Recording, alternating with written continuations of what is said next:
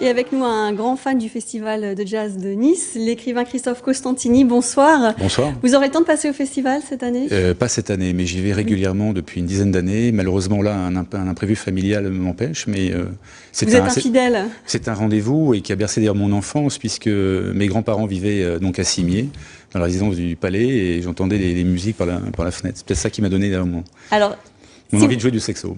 Vous jouez du saxo et ouais. vous avez écrit un livre qui vous a valu le prix du premier roman policier au Festival de Beaune. Et si vous êtes ici ce soir, c'est qu'une partie de l'intrigue, ça se déroule beaucoup aux États-Unis, avec évidemment des meurtres qu'on ne va pas dévoiler, mais aussi à Nice. Pourquoi les États-Unis et Nice ? D'abord, j'ai marié plusieurs passions dans ce roman. Il y avait d'abord la passion, effectivement, d'une enquête criminelle. En fait, c'est quand même un polar à l'ancienne, hein, avec des femmes fatales, un vieux flic désabusé. Et moi, ce que j'aimais, bien évidemment, comme ligne, c'était le jazz. Il y en a pas beaucoup, mais il y a quelques références. D'ailleurs, mon héros s'appelle Thelonious, qui était quand même un des plus grands compositeurs de jazz. Et en même temps, il y a Nice, parce que, comme je vous l'ai dit, j'ai fait quand même mes premiers pas sur la promenade des Anglais. C'est là où j'ai appris à marcher. Et puis, il y a également un flic corse, quelque part aussi, qui est à Nice. Et puis Nice, c'est une ville de polar. J'ai été très marqué. Ville intrigue. C'est une ville intrigue. Je me rappelle toujours de ce film où Sacha Distel joue le rôle d'un méchant et trintignant. Je crois que c'est 100 mobiles apparents.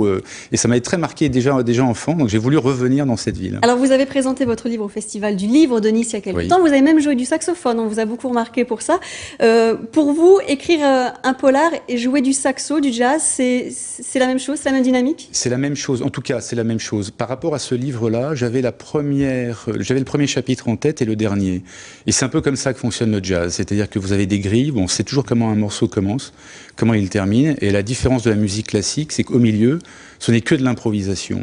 Et j'ai écrit, en fait, ce livre vraiment comme un morceau de jazz, puisqu'au fur et à mesure, j'essayais d'explorer, chaque chapitre me donnait des idées. Et je me suis débrouillé, je crois, pour arriver à la fin à être à peu près cohérent. Alors Nice, mais aussi Fayence dans le Var, vous aimez bien la région, hein? Oui, à Fayence, parce que je fais un tout petit peu de planeur et mes parents vivent à Val-Escure à côté de Fayence et j'ai beaucoup d'amis dans la région et je viens très souvent d'ailleurs. En tout cas, l'intrigue de la Note Noire est vraiment palpitante.